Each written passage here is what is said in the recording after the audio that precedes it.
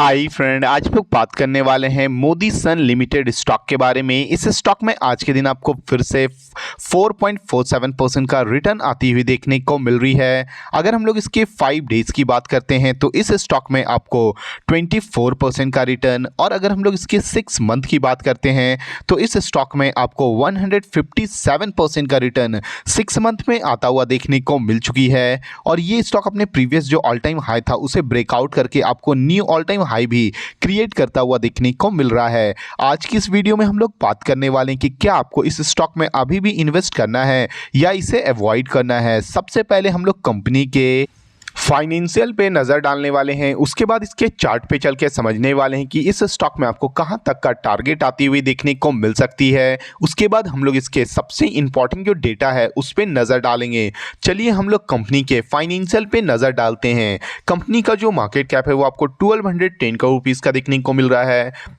Stock का जो P ratio है वो आपको 11.3 रुपीज़ का देखने को मिल रही है। ROCE की बात करते हैं तो 31% का देखने को मिल रहा है। कंपनी का जो बुक वैल्यू है वो आपको 84.6 रुपीज़ का देखने को मिल रही है। ROE की बात करते हैं तो 32% का देखने को मिल रहा है। और कंपनी का जो फेस वैल्यू है वो आपको 1 रुपीज़ में देखने को मिल रही है। ये जो कंपनी है वो आपको डिविडेंड भी डिक्लेयर करती है 1.47% का। चलिए हम लोग कंपनी के क्वार्टरली रिजल्ट्स पे नज़र डालते हैं। अगर हम लोग कंपनी की सेल्स की बात करते हैं तो मार्च 2026 में जो कंपनी का सेल्स आपको 287 करोड़ रुपीज़ का था, वही जून 2026 में आपको ये डिक्लाइन होकर 270 करोड़ रुपीज़ का होता हुआ देखने को मिल रही है।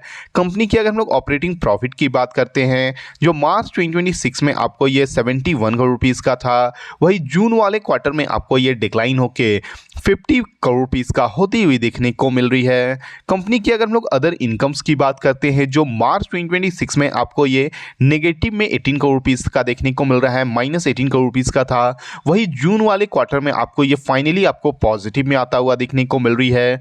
कंपनी आपको क्वार्टर ऑन क्वार्टर बेसिस पे कंपनी का आपको सेल्स में गिरावट आता हुआ देखने को मिल रही है, कंपनी का प्रॉफिट में आपको गिरावट आता हुआ देखने को मिल रही है, मगर कंपनी का जो इनकम्स है वो आपको नेगेटिव से आपको ये पॉजिटिव में होता हुआ देखने को मिल रहा है। अगर हम लोग इस कंपनी के प्रॉफिट एंड लॉस स्टेटमेंट पे नज़र डालते हैं तो आप देख सकते हो कंपनी का जो सेल्स आपको मार्च 2025 में 490 करोड़ रुपीज़ का था, वही मार्च 2026 में आपको ये बढ़ के 710 करोड़ रुपीज़ का होता हुआ देखने को मिल रही है। कंपनी की अगर हम लोग अदर ऑपरेटिंग प्रॉफिट की बात करते हैं तो मार्च 2025 में आपको ये 45 करोड़ रुपीज़ का था, वही मार्च 2026 में आपको ये बढ़ के 118 करोड़ रुपीज़ का होता हुआ देखने को मिल रही है। कंपनी की अगर हम लोग OPM परसेंटेज की बात करते हैं, जो ऑपरेटिंग प्रॉफिट मार्जिन है वो मार्च 2025 में आपको ये 9% का था, वहीं मार्च 2026 में आपको ये बढ़ के 17% का होता हुआ देखने को मिल रही है। कंपनी की अगर हम लोग अदर इनकम्स की बात करते हैं तो मार्च 2025 में आपको ये 2 करोड़ रुपीज़ का था, वहीं मार्च 2026 में आपको ये -3 करोड़ रुपीज़ का होती हुई देखने को मिल रही है। कंपनी आपको ईयर ऑन ईयर बेसिस पे जो प्रॉफिट एंड लॉस है उसमें कंपनी का आपको सेल्स भी बढ़ता हुआ देखने को मिल रहा है, कंपनी का आपको प्रॉफिट भी बढ़ती हुई देखने को मिल रही है, कंपनी का ऑपरेटिंग प्रॉफिट मार्जिन भी बढ़ता हुआ देखने को मिल रहा है, मगर जो कंपनी का अदर इनकम्स है वो उसमें आपको थोड़ी सी गिरावट आती हुई देखने को मिल रही है। अगर हम लोग इस कंपनी के बैलेंस शीट पे नज़र डालते हैं तो आप देख सकते हो कंपनी का जो इक्विटी कैपिटल है वो आपको काफ़ी सालों से आपको स्टेबल देखने को मिल रही है 3 करोड़ रुपीज़ की। वहीं पे कंपनी की अगर हम लोग रिजर्व्स की बात करते हैं तो मार्च 2025 में जो कंपनी का रिजर्व आपको 213 करोड़ रुपीज़ का था, वहीं मार्च 2026 में आपको ये बढ़ के 271 करोड़ रुपीज़ का होता हुआ देखने को मिल रहा है। कंपनी की अगर हम लोग बोरोइंग की बात करते हैं कि इस कंपनी पे कर्ज कितना है, तो मार्च 2025 में जो कंपनी का बोरोइंग आपको 73 करोड़ रुपीज़ का था, वही मार्च 2026 में आपको ये बढ़ के 174 करोड़ रुपीज़ का होता हुआ देखने को मिल रही है। किसी भी कंपनी का जो बोरोइंग है, जो कर्ज है वो बढ़ती है तो कंपनी के लिए एक नेगेटिव न्यूज़ मानी जाती है, वहीं पर किसी भी कंपनी का जो रिजर्व बढ़ता है वो कंपनी के लिए काफ़ी बड़ी पॉजिटिव न्यूज़ मानी जाती है।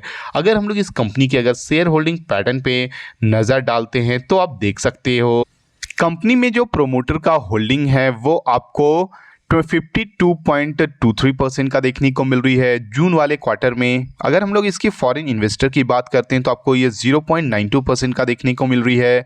और अगर हम लोग इसकी पब्लिक की होल्डिंग की बात करते हैं तो आपको ये 46.84% का देखने को मिल रहा है। कंपनी का ओवरऑल जो फाइनेंशियल है वो आपको काफ़ी अच्छी देखने को मिल रही है। कंपनी आपको क्वार्टर ऑन क्वार्टर बेसिस पे कंपनी का आपको सेल्स में और प्रॉफिट में डिक्लाइन गिरावट आता हुआ देखने को मिल रही है, मगर कंपनी आपको ईयर ऑन ईयर बेसिस पे आपको काफ़ी अच्छा वर्क करता हुआ देखने को मिल रहा है। चलिए हम लोग इसके चार्ट पे चल के समझते हैं कि इस स्टॉक में आपको कहां तक का टारगेट आती हुई देखने को मिल सकती है।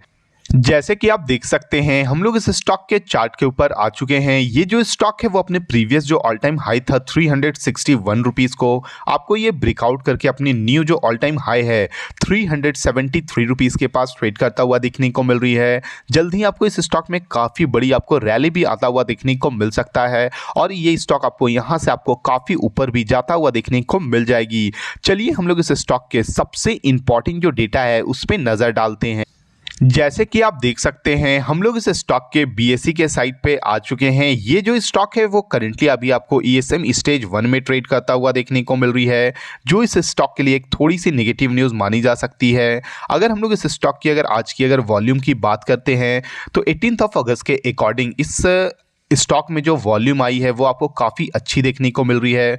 1,07,046 क्वांटिटी ट्रेड होता हुआ देखने को मिला है। उसमें आपको 87,136 क्वांटिटी आपको डिलीवरी ले जाता हुआ देखने को मिल रही है, जो कि आपको 81% का इस स्टॉक में आज के दिन आपको डिलीवरी आता हुआ देखने को मिल रही है।